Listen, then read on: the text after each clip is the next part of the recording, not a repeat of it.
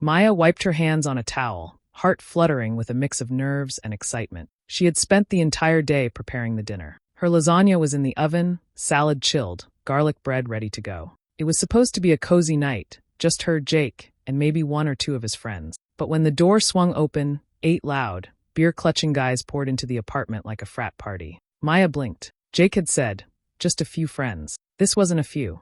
"Hope you don't mind," Jake said casually, kissing her cheek as he passed. "Didn't think you'd mind cooking for the guys." She forced a smile, even though something twisted inside her. She didn't say no. She just went back to the kitchen and adjusted everything, stretching portions, reheating, trying to make enough food for all of them. Her lasagna wasn't meant to feed a crowd, but she managed. She brought the dishes out one by one. The guys were already several beers in, talking over each other and cursing too loudly for the small living room. Maya placed the food on the table, smiling politely. Plates were filled fast.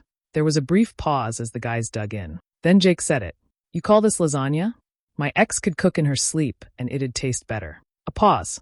Then laughter. Loud, unfiltered, like a pack of dogs circling something weak. Maya stood still, one hand still gripping the serving spoon. Her face didn't move, but her chest burned. She looked at Jake, who didn't even glance back. He was grinning, drinking, soaking in the attention. Another guy added, "Yeah, man, it's a little dry. You ever use seasoning?" More laughter. Maya took a deep breath, nodded slowly, and walked back to the kitchen. She didn't cry. Not then. She cleaned as they kept laughing, kept eating. They had seconds. Jake never said thank you. Later that night, when everyone had gone and Jake passed out on the couch, she stood in the dark kitchen, the smell of garlic and tomato sauce still hanging in the air. She looked at the lasagna pan, nearly empty, and then at Jake. Something changed in her. A switch flipped. She wasn't angry, not exactly. She was done. Done making excuses for him. Done letting him hide behind jokes. Done being polite. And that night, as she quietly threw out the leftovers, she began to think, really think, about how she'd serve him something next time. Something he'd never forget. Maya sat on the edge of the bathtub the next morning, staring at her reflection in the mirror. Her eyes looked tired, not just from last night, but from everything, years of it. The lasagna incident hadn't come out of nowhere. It was just the loudest moment in a quiet pattern that had crept in like mold. She thought back to the early days with Jake. He had been charming, so attentive. He'd remember her favorite wine, surprise her with flowers, make her laugh until her stomach hurt. That version of him was easy to love. But over time, the jokes started. Little ones at first. "You really wearing that out? I thought you were going to fix your hair today. Relax, it's a joke. God, you're so sensitive." He'd say it with a grin, arms around her, like teasing her was affection. And she'd smile because it seemed harmless. But each comment chipped something off her. Eventually, it got worse. He'd make fun of the way she spoke during work calls. "Why do you sound like you're trying to impress someone? That voice isn't even you." He'd poke at her dreams. "You're not seriously thinking of culinary school, right? I mean, who's going to pay for that? Cooking's a hobby, babe, not a career." Anytime she pushed back, even gently, he'd say she was overreacting. Or he'd sulk for hours, or twist it to make her feel like she had been mean to him. It became easier not to argue, easier to laugh along with the jokes, easier to be quiet. And then came the isolation. She didn't realize it at first, but her texts to friends slowed down. Calls with her sister felt strained. She skipped get-togethers. Not because Jake told her to, he never did directly, but he'd make her feel guilty when she went. "Going out again? Thought we were spending time together." So she stayed. And little by little, she forgot what made her happy. The kitchen used to be her favorite place, her safe space. But with Jake, even that became something he rolled his eyes at. Now, in the bathroom light, she saw it all for what it was. He hadn't just embarrassed her in front of his friends. He had been humiliating her in small doses for years. Last night had just ripped the curtain down. Everyone else thought he was perfect. Her family adored him. Her friends, the few she still had, would always say, "Oh, come on, Jake's harmless. You're just sensitive." But Maya wasn't sensitive. She was awake now. And once you see someone clearly, you can unsee them. Maya smiled more that week than she had in months. And every single one was fake. Jake didn't notice. Of course he didn't. He was too busy basking in his own reflection to realize the woman next to him was slowly, quietly disconnecting. She made his coffee, laughed at his jokes, sat beside him on the couch while he scrolled through his phone. But inside, she was miles away. She started a notebook. At first, it was just a place to write things down so she wouldn't forget. A quote here, a nasty comment there. Then it grew. She filled page after page with every subtle dig, every moment he gaslit her, every lie she hadn't called out. It became a journal of truth, something solid she could read when she started doubting herself. She also started reaching out, one old friend at a time. Hey, how have you been? A coffee catch-up there. Some friends were hesitant at first, unsure if she'd disappeared on purpose. But most of them welcomed her back with soft smiles and tight hugs. Jake never noticed her phone buzzing more often. Never asked why she was out on weekend. That's because she lied. I'm just taking a walk. Just running errands. Just tired, going to bed early. In reality, she had begun volunteering at a local culinary school on Saturday. The first time she stepped into the kitchen, she almost cried. The stainless steel counters, the scent of fresh herbs, the heat of the oven, it all felt like home again. The instructors didn't ask questions. They just handed her an apron. She chopped, stirred, plated. Every movement reminded her of the person she used to be, before Jake made her believe she wasn't enough. At night, she updated her resume. She applied for jobs quietly, cautiously. She even found a small apartment listing that made her heart skip a beat. Every step she took was careful, measured, like prepping a perfect meal. Gather the ingredients, follow the process, don't rush. Jake, meanwhile, thought everything was fine. He joked about hosting another dinner. He mentioned inviting the guys over again soon. Maya smiled and said, that could be fun. But this time, she wouldn't be caught off guard. This time, she was cooking something very specific. And when it was finally ready, she'd serve it cold. Maya wasn't even looking for proof. Not at first. One night, Jake left his laptop open while he was in the shower. She passed by it like always, but something inside her paused. A quiet voice said, just look. So she did. His email was open. Nothing suspicious. But then she saw a message from an app she didn't recognize, something called Blaze. Her stomach dropped. She clicked it. And there it was. A welcome message to a dating app. Profile name. Not your average Jake. His profile picture was an older selfie, one he hadn't used in years. A bio full of lies. Recently out of a long relationship, looking for something real. Maya didn't feel shock. Not anger either. Just this eerie calm, like she'd already known. She took screenshots. Every message. Every photo. Every reply he'd sent to women. Some sweet, some gross. One of them, a co-worker she had met at a holiday party. The woman had even complimented Maya's dress. She kept digging. Opened more tabs. Checked old messages. Found out he had used her card more than once. Small charges, just under the radar. Gas stations, takeout orders she never ate. Charges to delivery services under names she didn't recognize. He was careful, but not careful enough. She opened her phone and created a new folder labeled Project Cleanup. There, she stored every screenshot, every bank statement, every bit of proof she could find. That night, he came out of the shower and kissed her on the cheek. You're quiet, he said, towel slung low around his waist. I'm just tired, Maya replied softly, giving him a small smile. Long day. Jake went to bed without a clue. Maya stayed up, organizing files, naming them things like Jake_lie1.png and gaslight_June15.png. It felt satisfying, like lining up ingredients for a dish that was going to take time, but would be worth every second. Over the next few days, she played her part. She laughed when he teased her. She kissed him goodnight. She folded his shirts. He had no idea that behind her calm eyes was a storm he couldn't see coming. Because Maya wasn't just collecting receipts. She was building her case. And when the time was right, she'd put it all on the table. Maya waited until Jake was in a good mood, arms stretched on the couch, beer in hand, football on the screen. That's when she leaned in with a smile. I was thinking, she said casually, our anniversary's next weekend. Jake blinked, then grinned like he'd just remembered. Damn, you're right. What's it been, 3 years? 3.5, Maya said, still smiling. He shrugged. Close enough. I want to do something special, she added. Nothing fancy. Just a dinner here at home. I'll cook your favorites. That got his attention. He looked over, smug. You mean real food this time? She laughed like it was funny. Of course. I've learned from the master. He grinned, clearly pleased with himself. Yeah, all right. That sounds good. And I was thinking, she added slowly, like it just occurred to her, why not invite your friends again? The same guys from last time. You always say how much you miss hanging with. Jake's eyes lit up. Really? You're sure? Completely. He nodded, satisfied. Cool. They'll love that. You sure you can handle all that cooking? Maya tilted her head. Jake, I'm not that hopeless. He laughed and gave her a pat on the knee. All right, chef. Surprise me. She nodded sweetly. Oh, I will. Over the next few days, she made it all seem normal. Grocery shopping, cleaning, flipping through cookbooks like she was really sweating the details. Jake barely paid attention. He was too busy texting his friends, hyping up the dinner. Maya sent messages to all 8 of them herself. Hey, planning something special for Jake. Wanted you there. It'll be fun. They all said yes. A couple even replied. That night was hilarious. Can't wait. She made sure they all knew it was a surprise. She made it seem like love. She wrote out a menu. Bought fresh ingredients. Polished every wine glass. laid out the fancy plates that had dust on them for years. To Jake, it looked like devotion. To Maya, it was preparation. She even told him there'd be a twist in the food. Something a little unexpected, she said. But you'll like it.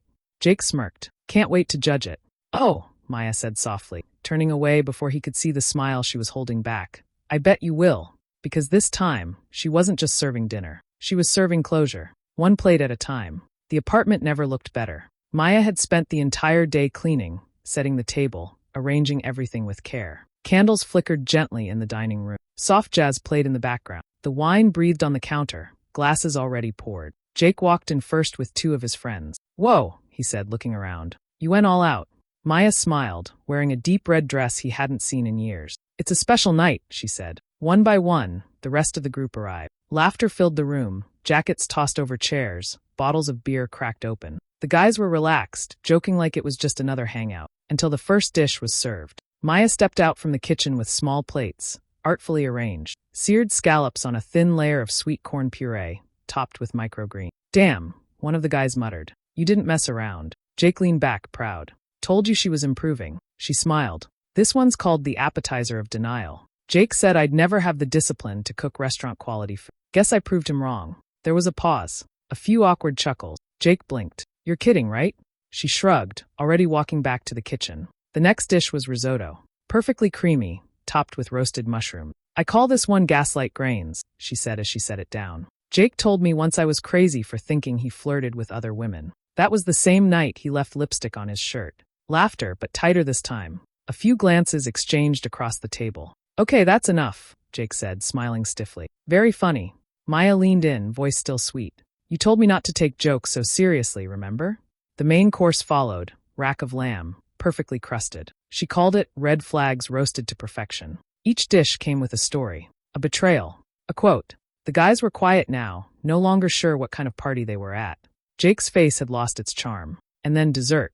Maya brought out the cake herself. A simple round chocolate cake, flawless icing, topped with a sugar rose. In pink lettering, it read, Bon appetit, liar. No one spoke. Maya set it down in front of Jake and met his eyes. 3 years, Jake, she said, voice steady. I hope every bite reminds you of how well I remember everything. The room was dead silent. The cake sat untouched in the center of the table, the pink letters glowing softly in the candlelight. Jake stared at it like it might explode. Maya stood slowly, walked over to the TV, and plugged in a small flash drive. All right, she said, her voice light, almost cheerful. Now for a little after-dinner presentation. Jake sat up straighter. What are you doing? Maya didn't answer. The screen lit up. The first image appeared, Jake's dating profile on the app Blaze. Profile name, photo, and bio in full view. A few of the guys squinted at it. One gave a low whistle. Dude, is that you? Jake's face turned red. That's old. I deleted that months ago. Maya clicked again. A full page of text messages between Jake and his co-worker, the one who complimented Maya's dress. Flirty texts, plans to meet. A picture Jake had sent that no one needed to see. Jake stood. Turn that off. Maya clicked again. Screenshots of credit card charges, her card. Food orders, hotel bookings, ride shares. Each one with matching text messages. One of the guys leaned back in his chair, arms crossed. Wait, you used her card to pay for that night out. You told us you picked up the tab. Another guy muttered, This is messed up, man. Jake's voice cracked. This isn't what it looks like, all right? She's twisting it. Maya finally turned to face him. Her hands were calm, her voice even. I didn't twist anything. I just saved what you gave me. Jake's eyes darted around the room. Guys, come on. You know me. She's trying to. No, Maya said, cutting him off gently. They thought they knew you. But now they know the truth. She walked to the table, picked up her wine glass, and raised it slightly. To lies and the people who think they'll never get caught. Nobody toasted. She turned back to Jake, setting the glass down slowly. This is the last meal I'll ever cook for you, she said. And I wanted to make sure it tasted like consequences. Jake opened his mouth, but nothing came out. The screen behind her kept scrolling. More messages. More proof. Maya didn't need to yell. She didn't need to cry. She had already won. The next morning, Maya woke up early. Jake was still asleep on the couch, half-dressed, mouth slightly open, surrounded by empty bottles and cold silence. She didn't say goodbye. She didn't leave a note. She just walked out. Her bags were already packed, hidden neatly in the hallway closet. The lease on her new apartment had been signed 2 weeks ago. The keys were in her coat pocket. By noon, she was gone. The apartment she moved into was small but clean. Sunlight poured through the windows. The walls didn't echo with sarcasm. The air felt hers. She sat on the edge of her new bed, opened her laptop, and uploaded the dinner footage. It wasn't just a recording, it was a full, clean video. Multiple camera angles. Audio from her phone in her pocket. She had been planning this for weeks. She didn't include her name. No face shots. Just called it Dinner with a Narcissist, the final course. By the next morning, it had already started spreading. Reddit, Twitter, TikTok clips. People couldn't stop watching. The elegance.